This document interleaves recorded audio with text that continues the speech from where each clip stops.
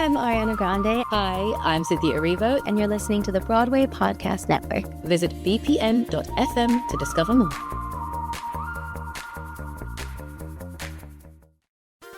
There's a cat over here. There's a cat over there. And the wrong one died. And the wrong one died.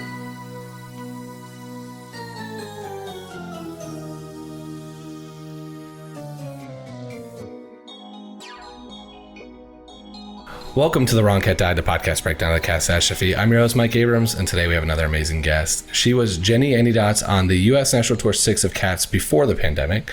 So welcome, Emily Jeanne Phillips, and thank you for joining me. Thank you for having me.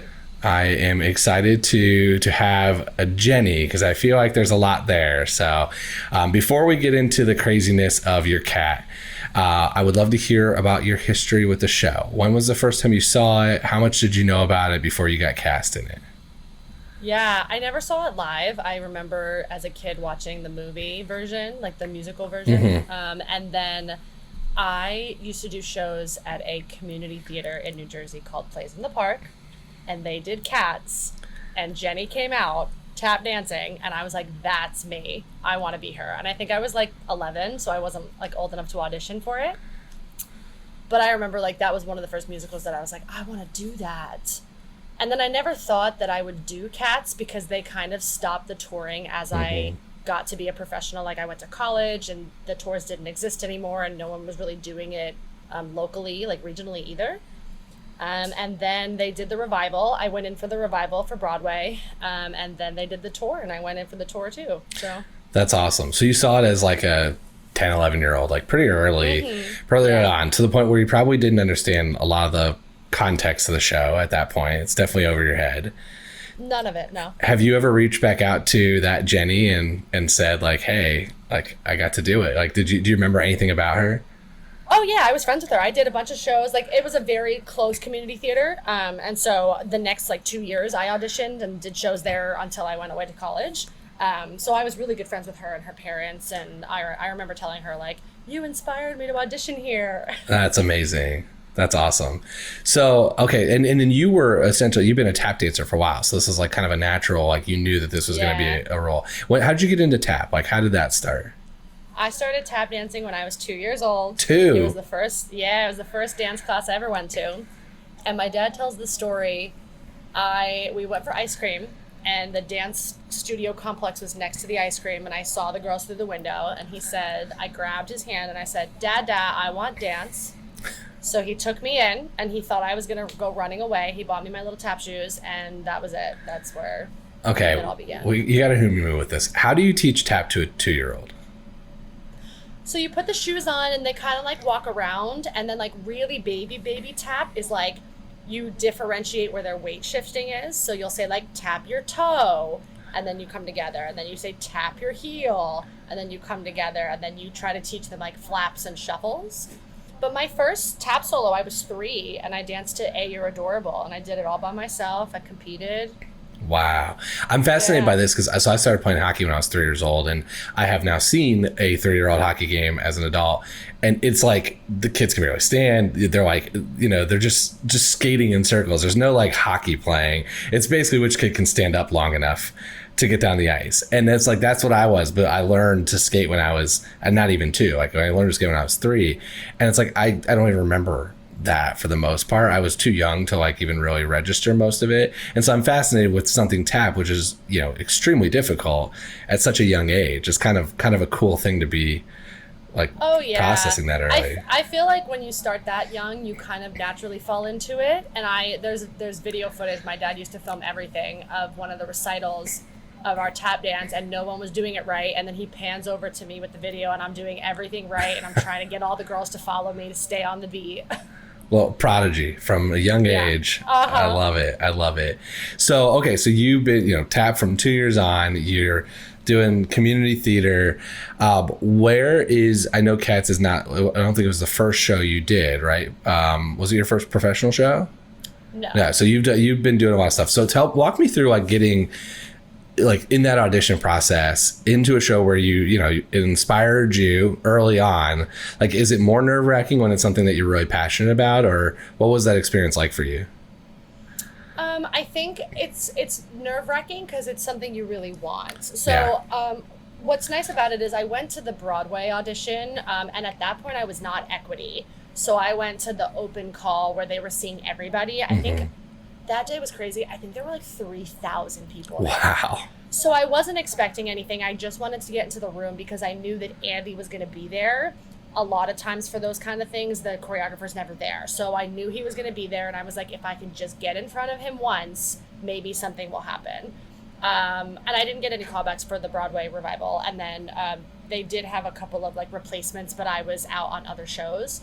So then when the tour came around, I was like, great, I've got my equity card. I can go to the ECC. I have an agent. He would get me an appointment. So I took every avenue, actually. I went to the ECC on my own. I emailed my agent and I said, I want an appointment for Jenny. I'm that cat. He was like, great. So they saw me at the ECC. I told them that I tap danced and they were like, great. Then I had an appointment to sing for Lindsay. So I sang my own stuff. Then they asked me to sing for Jenny.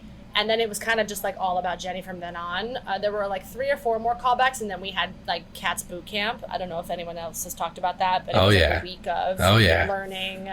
Basically, I learned her whole number, and then we had to go one at a time. So I went through every call and every round.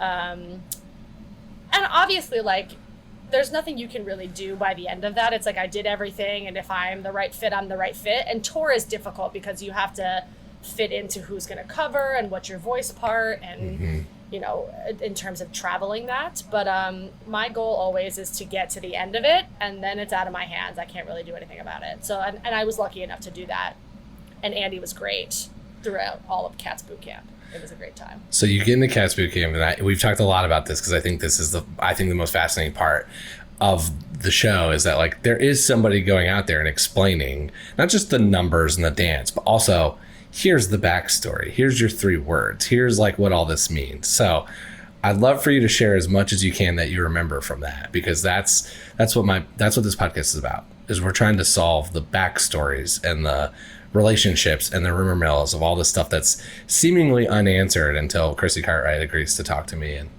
tells me the answers. Yes, that's correct.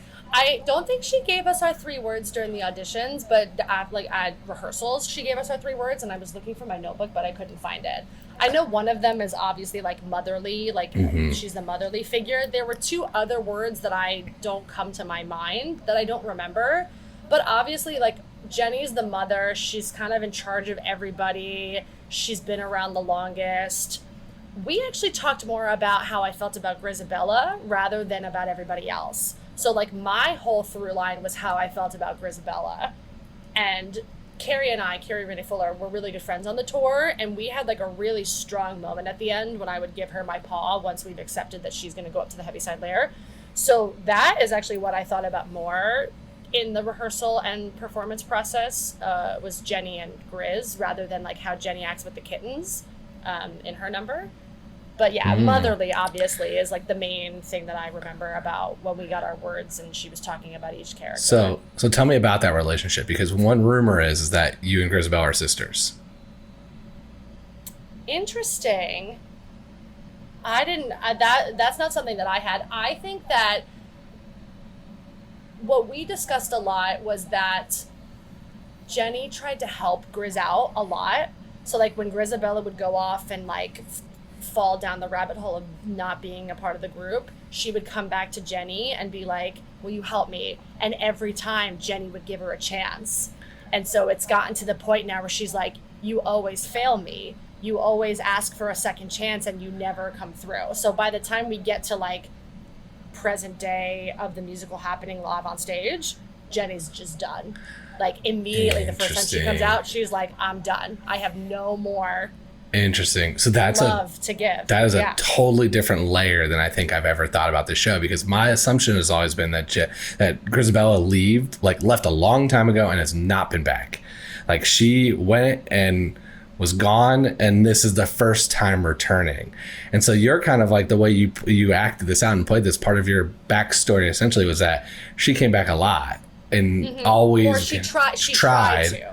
Yeah. And always came to you, and you had to help, and every time it failed. It's like a relapse every year. Yeah. And another thing that I talked about with Chrissy too is like Jenny at this point has been like educating the kittens about how bad Grizz is. So she's super protective. Like the way that we staged when she comes on for Remark, the cat, I like immediately block them. And I'm like, you don't even get to look at her because she'll try to manipulate you or something like that. So I had a really strong sort of like motivational cross to make sure that Grizz got nowhere to the kittens. Because she's like, she's bad. You can't engage with her at all. Like, you can't even look at her. Yeah. So what would you say is the relationship? Like, are they just friends that had a falling out? Like, how would you describe that? I feel like Grizz was like the really... a lot of the times they describe like Grizabella used to be Victoria, and everybody loves Victoria, and Victoria's like coming of age, and that was Grizz, and then something happened and she just like left, and it was just this like huge thing. And I think Jenny kind of like groomed Grizz, and so she takes credit for how great she was, so that everyone kind of blames her for like what happened of her leaving. Oh, interesting. We've compared the cats to Kardashians multiple times on this podcast. So it's basically you're like the mom here. You're like Kris Jenner here, and you're orchestrating it. But then one falls off the deep end, and it's your fault. Probably, yeah. Okay, I love it. What were other relationships? I mean, obviously with the kittens, it's kind of it feels like the obvious one that you're kind of like the mom and protector. But were there other like what about Old Deuteronomy, Buster Jones, Gus, like some of the older McCavity, like what were you told about relationships with them? Did you think about that when you were performing? Yeah, I feel like it was also connected to like how well we all got on like as a cast. Me and I call her Saint Jellarica, but that's not her real name. Jelly Lorum.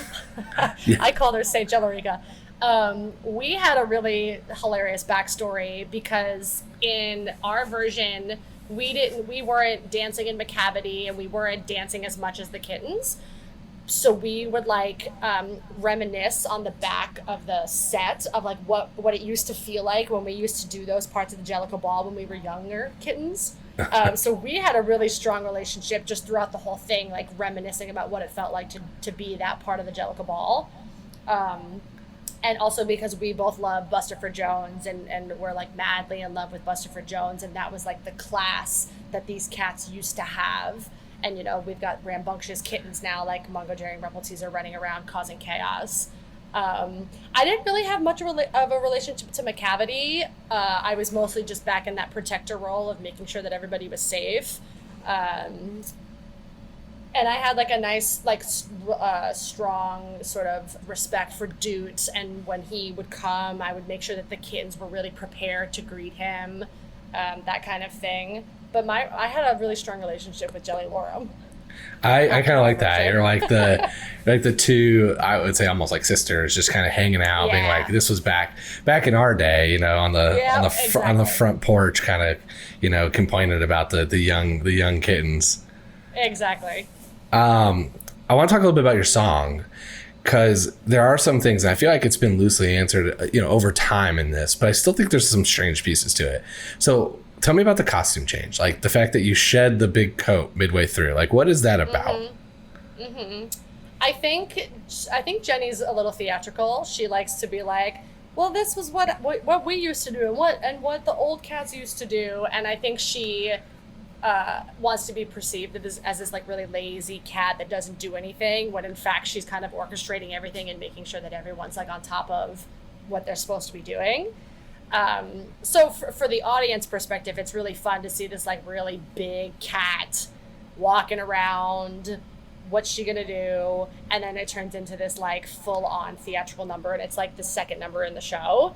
So I think it's just her trying to be like, look at how spectacular I am. It could also be too that like, obviously we're fighting for who's gonna go to the Heaviside Lair, and she's like, it's gonna be me this time. Like, I'm sick of helping everybody else. It's gonna be me. Look at how great I am.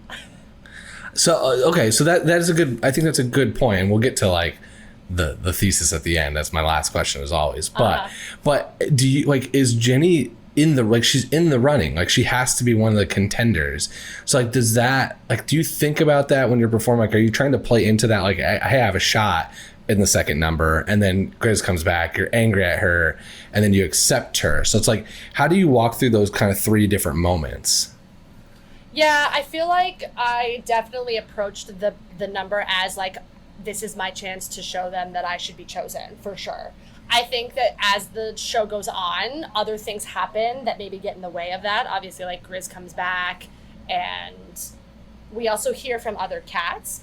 It could be interesting to think about. I don't know that we ever really talked about this as like context for what's happening on stage at that moment, but I don't know if we've heard from these cats before. Like if we've heard from Gus and if we've heard from Bustifer. Because I do know, like, watching Gus from my perspective of Jenny, I was like, oh, you know what? He may be a better candidate than me. So that kind of has shifted my perspective, like, throughout the show line, I guess. But I definitely, when I did the number, I was like, this is my shot to show everybody that I should be picked. So I love that point, because I think it's a question that I've always wondered if it's addressed. You know, we get one ball, you get one example. And so is there discussion when you're going through the story? I know that some tuggers have been told, like, you're not in the running, you're just going to go out there and cause chaos. But is there discussion of, like, you are in the running and you think you're going to get it until Grizz comes back? Or you know that it's between you, Gus, and Skimbleshanks, and so like do you talk about that before, knowing that, like, I mean, the ending's predetermined, so it's like you go through your rehearsal knowing how it's going to end, come back, but it's kind of an interesting thought exercise in terms of like how you act it in the moment. Yeah, we definitely talked about it. Like, we definitely talked about, like, Jenny is 100% a top contender. Gus is a top contender. And I think other people kind of, like, sprinkle in, like, that maybe wouldn't have performed, I guess. Like, we didn't really talk about that, but I feel like, you know, because Skimbleshanks is, like, a younger cat. And so I feel like he kind of pops in. Obviously, like, Mungo Jerry Rumpleteazer kind of cause chaos. You talk about relationships. Jenny doesn't like Tugger. She finds him annoying. She's not having it. So, you know, Tugger comes in. Jenny doesn't think that Tugger's a contender. But it's also like, he could have been. Like, it's up for grabs. We did talk about that prior to setting the whole show. Like, Chrissy was like, yeah, Jenny's definitely a contender for the Heaviside Layer. Okay.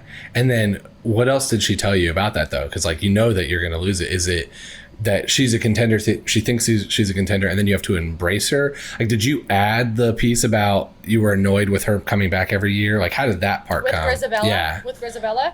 Yeah, I think, I guess we didn't really talk about the ending. We talked about just the relationship in general, and I think what happens is Jenny's opinion changes about Grizabella by the end. So, like, okay. Jenny kind of has an arc. Like, she starts off being like, I'm gonna be picked for the Heaviside Layer, because we also don't know that Grizz was coming back. Yeah, totally. That's the other thing. So, like, Jenny went in being like, I'm gonna win. It's me and 4 other cats, and then Grizz comes back, and she's like, no.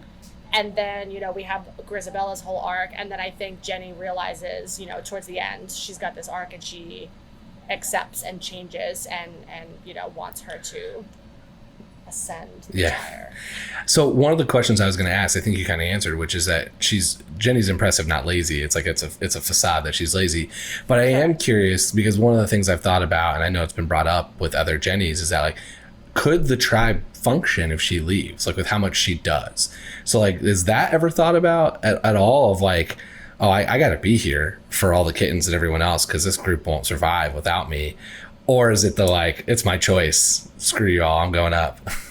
I mean, it could, technically Dude chooses and then everybody kind of accepts his choice. And maybe that's the reason that Dude has never picked her. Like I said, like, has Jenny performed before? I don't really know. Like, I don't know.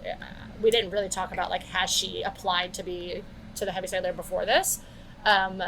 So no, I agree with you. I think maybe Jenny just, like, wanted to to show off her talent and be like, you can pick me, but you're probably not going to. But I agree. I think that the tribe would just fall tank, apart. There's no, she's just too much. So I think that this is an interesting I haven't thought about, and I love the way you're thinking about this, which is, do they apply? Like, are you applying as a cat to be for the Heaviside Layer? Like, do you have to put your name in a hat an audition for it, or is it just predetermined, or is it just like whoever jumps out in front? Like, do you think that there's thought to that process? Not from like a Andrew Lloyd Webber standpoint, from the Cat's Jellicle standpoint. I think there's like nominations. I think they're like, you know what, this year I think this cat would be a good person to tell us why they think that they deserve to go to the Heaviside Layer. I think there's nominations. Okay. So then how does like a Tugger get through? Like in Mistopheles, like some of the ones that you don't think would be more natural to get picked based on pure age. They just... Well, that's what I mean by like, I feel like people just like randomly jumped in. Okay. Like, you know, they ruined it. So like, they weren't invited. You've got your list of your few that have applied and been accepted, and then you got a couple that just jump on stage and crash the party. Yeah, like Mungo, Jerry, and Rumpleteazer would never be contenders. Okay. But they're just causing chaos. And the same thing with McCavity, you know, like McCavity's trying to like disrupt the process. Yeah, but isn't that kind of like he wants to be a contender, but since he knows he's not, he's just disrupting? Like his nomination was rejected, basically. Probably, yeah. So who got nominated, who got rejected? And then jumped in? I think, oh my God, okay. Who's first? Nobody's first. I'm first, because they do the thing. Okay, so Jenny's nominated. Tugger's not nominated. Mungo, Jerry, Rumpleteazer not nominated. Buster Jones nominated. Yep. I think then it's Victoria, right? It's like her dance number. Yeah, she's a baby though. I don't think she would be nominated. She's a baby. It's hard to even argue if that is a performance. I mean, it's dance. I guess everything else is singing and it's dance, so it's probably still a performance. Yeah. I would say McCavity tries to get in there, and the girls, Demeter and Bomb, sort of sing about McCavity, but I feel like that's just giving us some context as to like what McCavity does for the group, or like what McCavity does to the group. I think Gus and Skimbleshanks were nominated. Both of them were nominated. Who's after that? I forget. Mistopheles. Oh, Mistopheles just... Oh, you know what, though? It's a really big presentation, so I wonder if Misto was nominated this year. First year nominated. Maybe. What about someone like a Monkish Rap who doesn't even get to perform? Yeah, there was a lot of a discussion about the relationship between Dude and Monk, and that Deuteronomy is grooming Monkey Strap to become like a Deuteronomy. To be in charge. I find that part fascinating, because a big question for me has been, is Deuteronomy even an option? Like, at what point does he become the choice? Like, does he pick himself? Yeah, that's a good question. I think it would be that like Deuteronomy nominates Monkey Strap to take over, and then Monkey Strap can nominate Deuteronomy to be chosen. Okay. There was a lot. I remember I wasn't a part of that, but I remember they had a lot of discussions about that relationship. What other relationships am I forgetting about, or am I missing that you remember? I know that maybe this is not real. Like, this wasn't a Chrissy situation, but I remember saying that I thought that Rumpleteazer was my daughter. Okay. And that she got strapped in, and she's becoming like a Grizabella, and I'm very upset about it. But that's just me. I think I made that up. I like it though. I think there's a lot of like, because of Jenny being motherly, there's a lot of like, who is she the mother of? And that's like almost the rumor mill, like on the Cats fan Wikipedia page, is a lot of names. It's like, you could be mom of pretty much everybody, because they don't really know. So I like the Rumpleteazer, and it's not just to be your mother. It's like you're straightening her out. Yeah, don't go down that path. We don't need another Grizabella. Okay. We'll be right back after this short break. I want to slightly change gears, because I want to hear, I know being on tour, I think it's a different experience. You get to like go city to city. How did you, like, I'm sure you had people that showed up to come see you, friends and family on the road. How do you explain Cats to someone who's not seen it, of like what they're going to see? Or do you just be like, hey, I'm going to be early on and tapping and just watch that and then enjoy? Most of the people that I know Cats. Okay. So I don't really have to explain anything about it. I think like one person came, and I was like, hey, it's a super visual, beautiful dance experience. There is kind of a storyline. We come into the audience. It's just a fun time. I'm the second number. And they have if I explain it like that for somebody who doesn't know or doesn't like cats, they have a great time because they just like think of the whole night as an experience as opposed to like trying to dissect what's going on. But I say 99% of the people that came to see me in it knew exactly everything about it. I think that's fascinating because it is such people either are, I guess if you're theater or dance, you're going to know it. And if you're not, you're probably not. But I feel like maybe it's just the world I live in that majority of people I talk to are like, yeah, I know what it is. I knew the movie in 2019 was really good. Like, it was terrible, but not a lot else. And so I have to fill in a lot of blanks.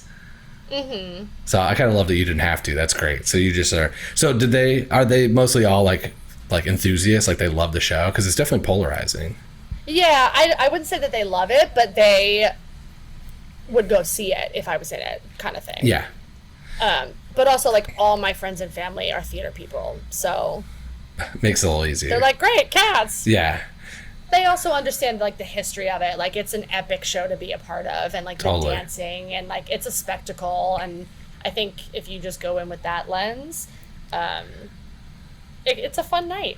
Yeah, I strongly encourage people not to go in with the way I did, which was trying to figure out the plot. Correct. That was a mistake, and it's really dramatically changed my life. I do want to talk a little bit before we go into rapid fire and talking about the obvious debate here we have to still go. I saw you've done some really cool things on TikTok, especially with your tap dancing. So I would love to hear just kind of how you started doing it, how you like have kept up on it, like is it for fun? Is there plans with it? Like, it's really cool to see because you just do these really cool tap numbers. Yeah, so I started doing it in my dad's basement at the top of the pandemic, just as a way to keep dancing, because I was severely depressed and I was like, I need to do something. I also was like a little judgmental of TikTok in 2020. Yeah. What's funny is like if we did TikTok on that tour, we would have been viral. Like, we were ridiculous backstage, like funny and hilarious in our cat outfits, but it was still kind of new. It wasn't what it is right now.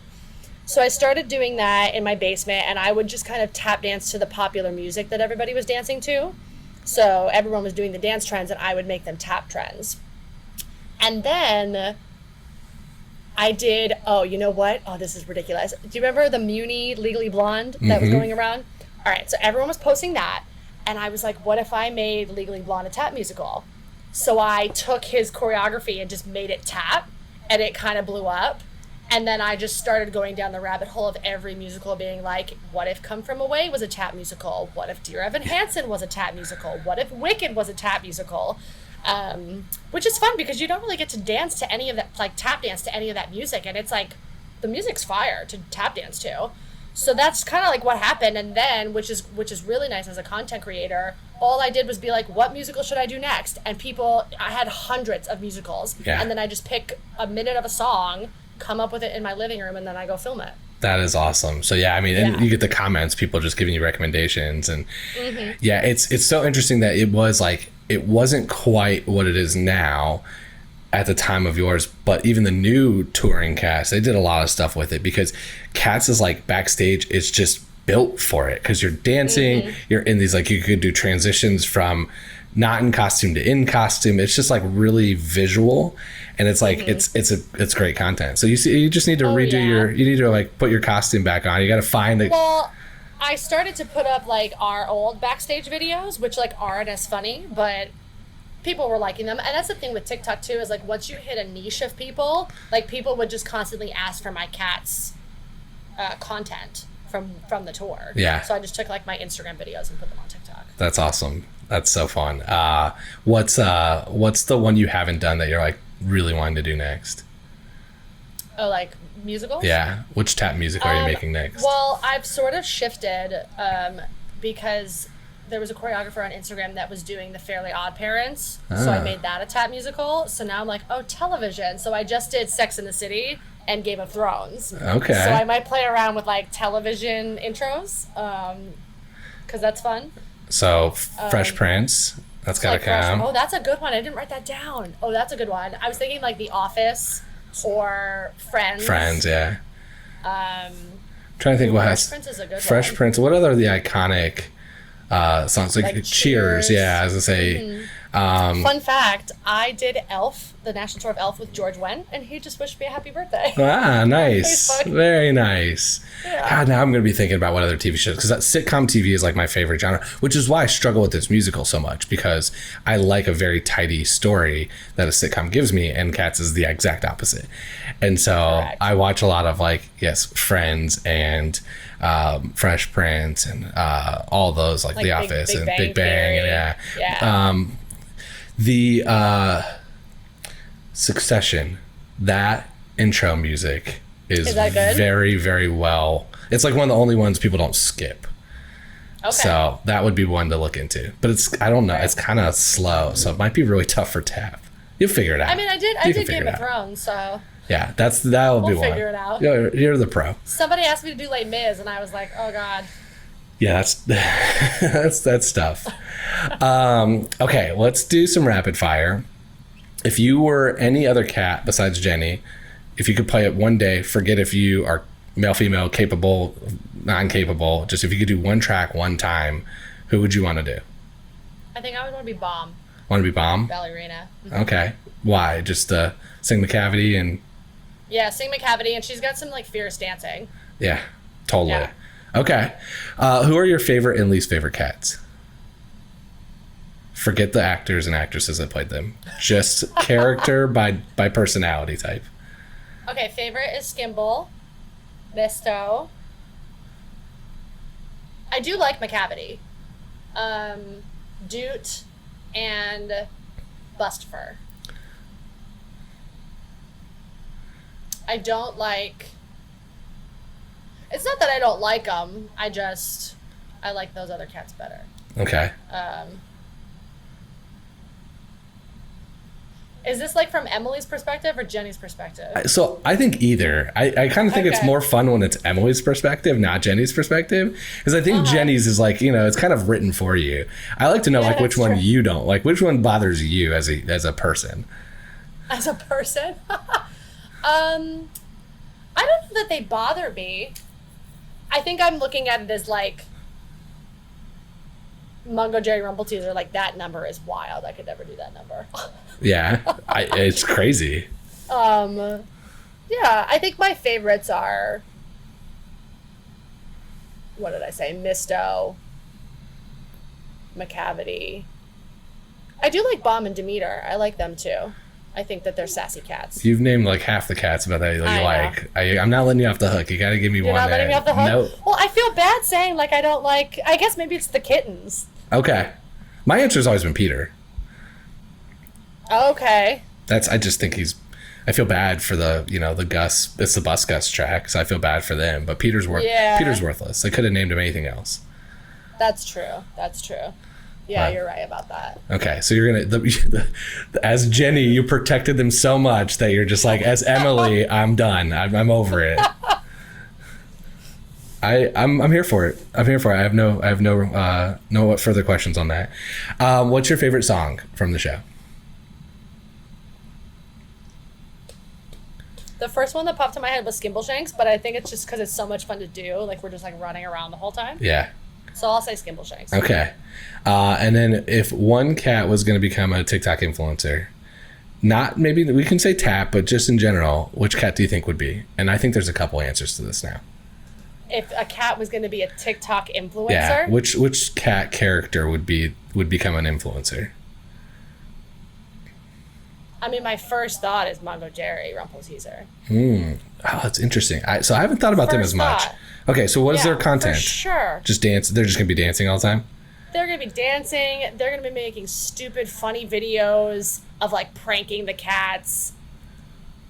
They would just cause chaos, and it would be hilarious. Those really funny, stupid videos of people causing chaos. I love it. Okay, sure. I love it because that's not been an answer I've heard yet, and I've asked this now a couple of times. Absolutely. So I still think the ones that I've always thought of right away were Victoria is just doing dances. Yeah. I think Tugger is doing dances. I think Mistopheles is doing dances. Yeah. Then I think you've got Bustfur Jones as a cooking show. That, yeah, for sure. Niche Have you cooking seen channel. The cooking shows in the forest. Have you seen those ones? No. Where they cook. Oh my God, that's a rabbit hole. It's like men cooking in the forest. I have not. No. Yeah. Oh, wow. Okay. No, Yeah. my algorithm hasn't hit me with that yet. So I need to, I'll start, it's probably listening to us. So I'll probably start curating content. No, I feel like he's too high end to do it in the forest though. He's cooking in like some high end kitchen. Oh yeah, absolutely. Well, I love it. Okay. $1 million question. I have debated at length that I don't think Grizabella is the right Jellicle choice. So I want to hear you, Emily. Where do you fall on this? Are you picking Grizabella if you're old Deuteronomy? If not, who are you picking and why? Okay, so as Emily, I feel like maybe you could look at it in the context of potentially Gus, because he's lived a nice, healthy, long life. He's, done a lot of stuff. He was the theater cat. He does his big number, and he's sort of ready to go. That's logical. Okay. I think also potentially it could be Misto because he saves Deuteronomy. Oh, so rewarding. And so, correct. So he gets rewarded for saving him. So that's an Emily perspective. I think for a Jenny perspective, maybe Grizabella is the right person because Jenny, on my end, had that big arc of accepting her after everything that she's done, after everything Grizz has done to Jenny, and like Jenny's tried to help her. But I think if it wasn't Grizabella, maybe Mistopheles or Gus. Okay, so the follow-up question to this is, how do you think old Deuteronomy makes his decision? Like, is there a criteria that's the same every year? Is it different every year? What was this year's? Different every year. Okay, so what's this year's criteria? Redemption? Yeah, maybe redemption. So this is the part that I struggle with on this whole debate. There's a lot of parts I struggle with on this debate, let's be honest. But what is his criteria before she comes back? Because like the whole point of this is you don't know she's coming back. Right. So what is his, like, how is he making a decision if she doesn't show up? So I think, based on sort of what we were going on with cats being nominated, if we look at it based on like Jenny, Bustifer, Gus, Skimbleshanks, like in our version, Skimbleshanks is an older cat. We also me and Skimble had more of a relationship. Everybody called us mom and dad. So we were kind of like the parents of the group. So I feel like it was a lot of the elder cats that were nominated. So maybe you can look at it as like, have they fulfilled what they were meant to do for this Jellicle tribe? Have they, earned their status of being these like elderly cats and have like served their purpose and now they're ready to go? I think you can look at it like that. Pre-Grizabella, we don't know she's coming. Obviously, we've discussed Misto kind of jumps in there. Mungo Jerry, Rumpleteazer kind of jump in there, and Tugger kind of jump in there, and McCavity kind of jumps in there. That's my perspective. I think it's interesting though, because like the nomination, like it feels very singing show, like singing competition, which means that there isn't really a criteria. It's just like who performs best. And in that case, then you could argue memory, but like there's plenty of other choices that are like impressive throughout the whole thing.